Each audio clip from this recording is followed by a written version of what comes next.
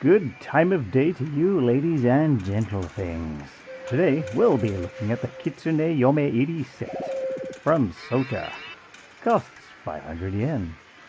Welcome to Tets, Tat and Trinkets, doing the reviews. Something ooze.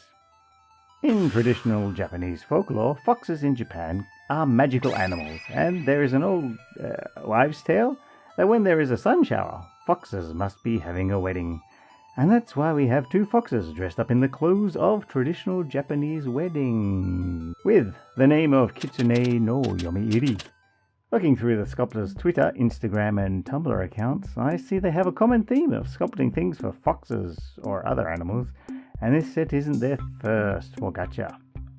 So, what's so special about these guys? Glow in the darkness. There's 4 types all up from the Gacha machine. Groom, Bride, Glow Groom, Glow Bride. Out of the machine, they look like this.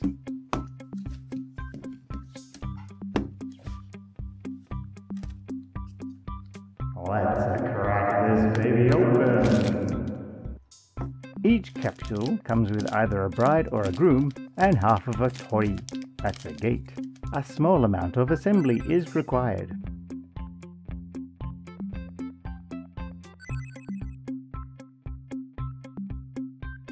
Initially, I was not interested in the non-glow versions, but after having a look at this one, it's really nice.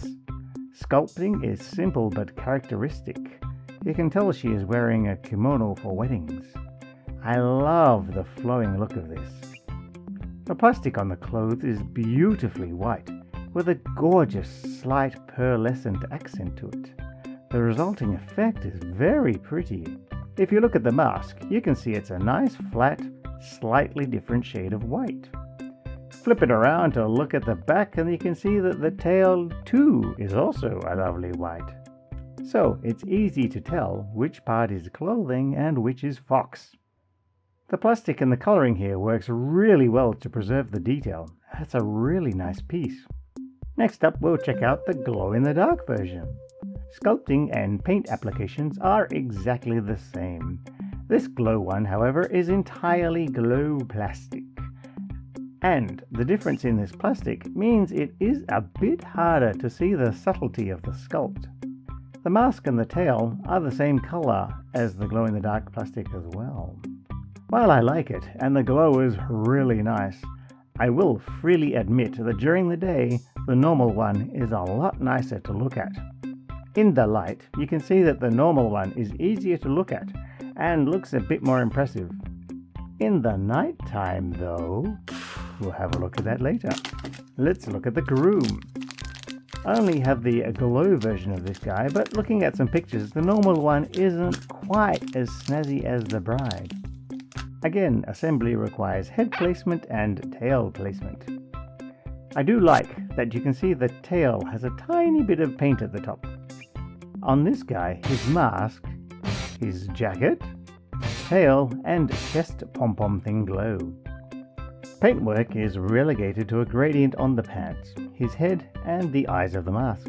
Here we have a grey fox marrying a white fox. Aww, isn't that cute? On the groom, it's a bit easier to see the sculpting, as you have a couple of colours to compare with.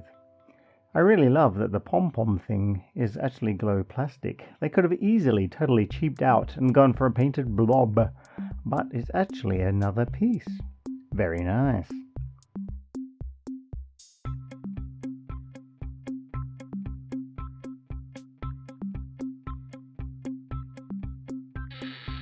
The tori is the same for both figures.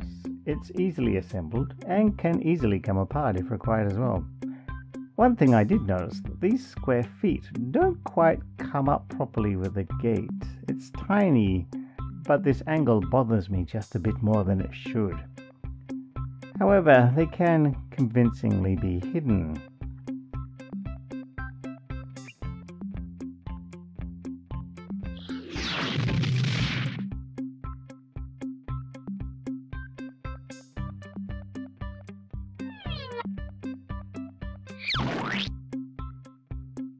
Alright, so now let's check out how they glow. The bride is completely glow plastic. The ears look like they're painted at the tips, but it's just because the plastic is thinnest there. She's very bright. Could one say radiant? Could one say magical?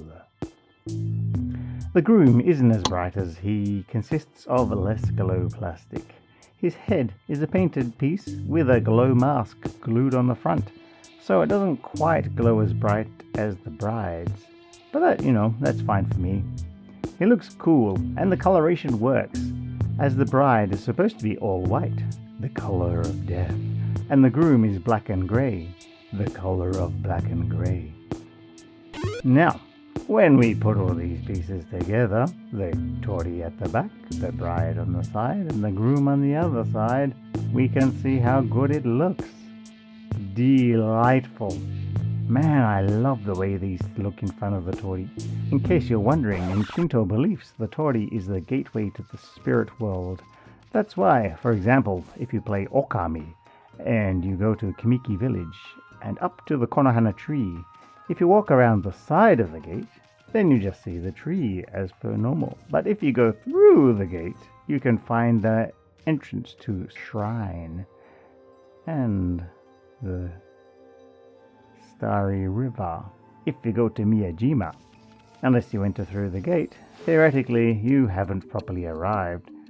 However, you can walk through the gate at low tide, although you're already on the island if you do that. But that's okay. It's cool. Go see it. It's very nice there. That's why our magical foxes are in front, or behind, a tortie. They're not too big, and they make a really nice little display piece. The tortie really helps set it up. These are cool if you like glow-in-the-dark stuff, or if you would like some nice little souvenir of Japan.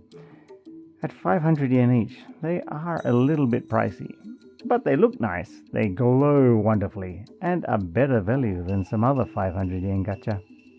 Highly recommended. Thanks for watching.